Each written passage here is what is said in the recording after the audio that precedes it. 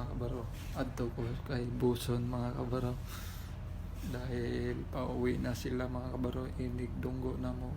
So pupunta tayo doon sa kwarto niya mga kabaro para manghingi ta kung ano ang ibibigay niya mga kabaro dahil pauwi na siya mga kabaro. Tara, let's go.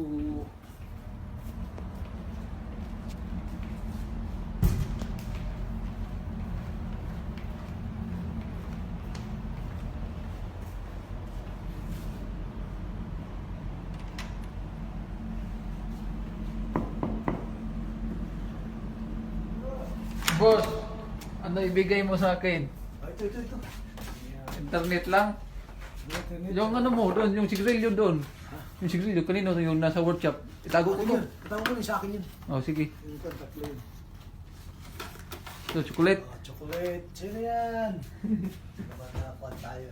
Sa pating... Internet. Internet. Ano yun? Nakakuan.